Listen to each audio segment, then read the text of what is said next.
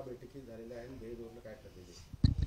नाही, आता नवीन आपले राष्ट्रवादीचे काँग्रेसचे अध्यक्ष बाबासाहेब पटले यांची निवड झालेली आहे. आता त्यांना नवीन कार्यकारिणी करायची आहे. त्या संबंधात जिल्ह्यातल्या सर्व नेतेमंडळींना, तालुके अध्यक्ष, सर्व सेलचे प्रमुखांना बोलावून त्यांनी बैठक घेऊन आपली कार्यकारिणी निवडण्याची प्रक्रिया सुरू केलेली आहे. अजितदादांनी आपल्याला असंही सांगितलं होतं त्या भाषणामध्ये की आता मुश्रीफ साहेबांनी राज्यामध्ये बघावं, किमान 4 दिवस तरी फिरावं. कशी जबाबदारी आहे, कसं नियोजन? सगळ्याच मंत्र्यांना त्यांनी सांगितलेलं आहे की आता आपल्या जी वाटणीला विधानसभेच्या जागा, लोकसभेच्या जागा येतील तिथं मंत्र्यांनी दौरे केले पाहिजेत. त्या पद्धतीनं आम्ही आता नियोजन आखतो आहे. कारण सोमवारी आम्ही अयोध्येला जाणार असल्यामुळे आपण सोमवारपर्यंत आम्ही काही दौरा आखला नव्हता, तर अयोध्येचं रद्द झालेलं आहे. तर निश्चितपणे पुढच्या आठवड्यापासून आम्ही जिल्ह्यामध्ये, राज्यामध्ये आपण निश्चितपणानं राष्ट्रवादी काँग्रेसचा प्रचार आणि प्रसार करण्यासाठी दौरे आखू.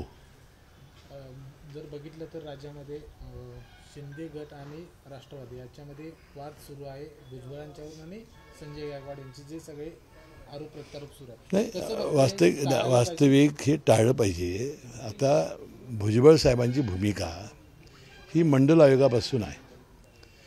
ज्या शिवसेनेमध्ये त्यांना महापौरपद मिळालं, त्यांना मंत्रीपद, त्यांना विरोधी पक्ष नेतेपद मिळालं, आमदारकी मिळाली, त्या काळात मंडळ आयोगावर बाळासाहेब ठाकरे हिंदू हृदय सम्राट हे जिवंत असताना त्यांनी पक्ष सोडलेला होता आणि त्यांनी काँग्रेस पक्षामध्ये प्रवेश केला होता. त्याबद्दल त्यांची जी भूमिका ओबीसीची आहे ती त्यांनी काही सोडलेली नाही.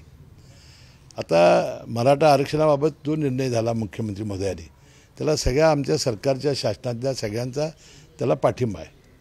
आणि ज्यावेळा भुजबळ साहेबांनी ही भूमिका घेतली त्याच वेळा प्रफुल्ल पटेल आमचे राष्ट्रीय सरचिटणीस त्यांनी सांगितले की बाबा ही आमची पक्षाची भूमिका नाही, ती त्यांची समता परिषदेची आणि व्यक्तिगत भुजबळ आज जे ओबीसीची भूमिका निभावत आहेत त्यांची ती भूमिका आहे. त्यामुळं ही फारकत आम्ही त्याच वेळा या विचारापासून झाली होती. परंतु अशा प्रकारे एखाद्या सिनियर व्यक्तीला, मंत्र्यांना बोलणं हे योग्य नाही. ती त्यांची भूमिका आहे, ते प्रामाणिकपणाने ते करतायत. त्याला आपण त्या विचारानंच उत्तर दिलं पाहिजे आणि ते अतिशय सिनियर आहेत. वास्तविक असं बोलणं योग्य नाही. संभाजीराजे कोल्हापूरमधून लोकसभेला मैदानात उतरण्यासाठी आता तयार झालेले आहेत. उद्यापासून त्यांचे दौरे सुरू होत आहेत कोल्हापूर जिल्ह्यामध्ये. कसं बघता एकूणच संभाजीराजेंची भूमिका आणि त्यांचा उमेदवार संभाव्य? नाही, लोकशाहीमध्ये सर्वांना अधिकार आहे निवडणूक लढण्याचा. आता संभाजीराजे राहत असतील तर ते रायगडाच्या छत्रपती शिवाजी महाराजांच्या राज्याभिषेक हा कार्यक्रम करण्यापासून ते मराठा समाजामध्ये काम करतायत.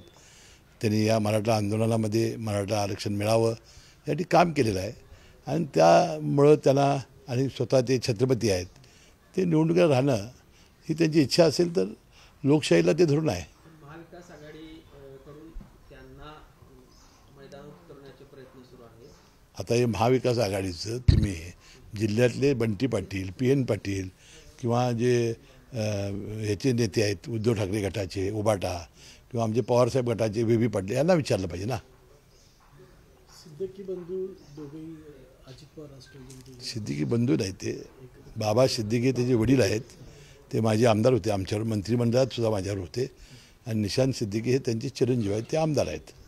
आता मी ते प्रसारमाध्यमामध्ये बघितलं आणि त्यांनी त्यांच्या भावना व्यक्त केल्या बघितलं. त्यांनी अजून काय आमच्या पक्षात प्रवेश केलेला नाही. परंतु तुम्ही जसं ऐकलं तसं मी प्रसारमाध्यमामध्ये राष्ट्रवादी काँग्रेसमध्ये येणार अशा बातम्या वाचल्या. मी त्याचं स्वागत करतो. ज्या पद्धतीनं ईडीच्या कारवाया होत आहेत हे राजकारण भाजपला आता परवडणार नाही. ज्यावेळी सत्ता जाईल त्यावेळी तुम्ही काय करणार असा सवाल राज ठाकरेंनी विचारला आहे. एकूणच त्यांनी त्या ईडीच्या कारवाईवर प्रश्नचिन्ह उभे केले आणि भाजपला सुद्धा एक प्रकारे आव्हान द्यायचा प्रयत्न केला. पर्यायाने नाही, ईडीच्या बाबत समर्थपणानं जर आपण उत्तरं दिली तर आपण त्यामध्ये काय नसू तर काय होणार नाही. शेवटी न्यायालय आहेत सगळे, आम्ही सुद्धा न्यायालयात गेलोच ना. त्यामुळे न्यायालय आपली भूमिका ही सांगणं हे अतिशय महत्त्वाचं काम आहे. तोपर्यंत नेत्याची होणारी मानहानी किंवा त्यापर्यंत होणारी बदनामी याच्याकडे कसं बघतो? नाही, आता तुम्ही तो भोगलेला आहे. नाही, मी जरी भोगला असला तरी मी समर्थपणानं न्यायालयामध्ये गेलो. अनेक दिवस न्यायालयातून मी त्याला स्थगिती घेतली. न्यायालयाने माझ्या बाजूने निर्णय दिलेला आहे. तसं समर्थपणानं आपली चूक नसेल तर काय होणार नाही.